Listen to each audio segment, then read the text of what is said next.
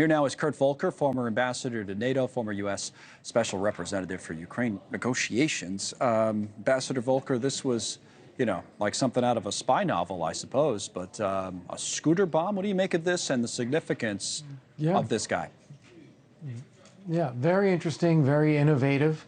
It reminds you the kind of thing that Israel would do with the Iranians or Hezbollah or Hamas, where they target individuals responsible for some of the worst crimes against Israel, and Ukraine doing something very similar here, and shows a lot of the ingenuity and the reach of Ukraine, which is important because they need to make sure that Putin understands that Ukraine's capable of hitting back. It's not just a free ride for Moscow in attacking Ukraine the way it does.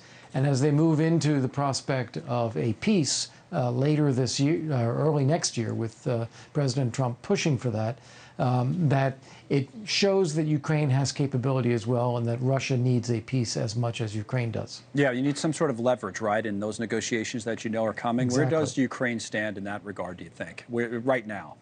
Well, yeah, unfortunately, they're having a hard time on the front line. They're having difficulties with getting enough people, so mobilization is an issue for Ukraine. And getting enough weapons and ammunition is also constantly a challenge for Ukraine.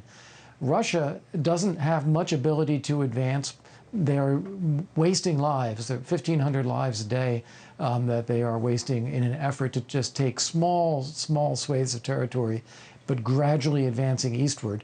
Russia's main effort is firing missiles and drones at Ukrainian cities at night, trying to knock out the civilian infrastructure, particularly energy grids, in the middle of winter.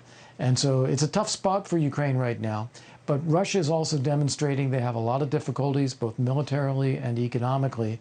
And they want to establish, Russia wants to establish some position of strength as well, going into the possibility of peace negotiations next year. And, Zelensky on the Ukrainian side knows he's dealing with a different dynamic in terms of allies with President Trump versus President Biden. And, let me play a clip of what the president-elect had to say at that Mar-a-Lago news conference yesterday, when he just said it was stupid, right, to allow Ukraine to fire U.S. weapons into Russia, which, of course, have been authorized by President Biden, the weapons. Here's Trump. I don't think they should have allowed missiles to be shot 200 miles into Russia. I think that was a bad thing. And that brought the Koreans in, North Korea, another man I get along with very well. I'm the only one that does. But that did a lot of bad things. I don't think that should have been allowed. Not when there's a possibility, and certainly not just weeks before I take over. Why would they do that without asking me what I thought? I thought it was a very stupid thing to do. Stupid thing to do. All right, Ambassador Volker, your thoughts here on the Trump dynamic and all this? A couple of things. Well, I disagree with President Trump on this being a stupid decision. What I think was stupid was imposing the limit to begin with. There's nothing that says in international law you can't hit back at military targets if you're in self-defense, if you're defending your country.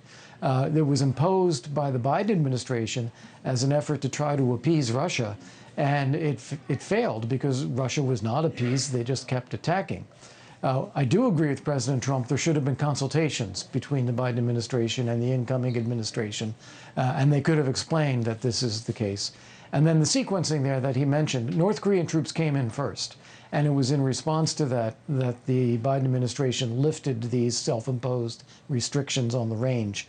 As I said, restrictions that should never have been there to begin with. It's an interesting dynamic. The Biden administration is claiming the decision was made before the election, before they would have consultations, for what it's worth. I don't know, and then carry it out afterwards. But Trump clearly doesn't buy that.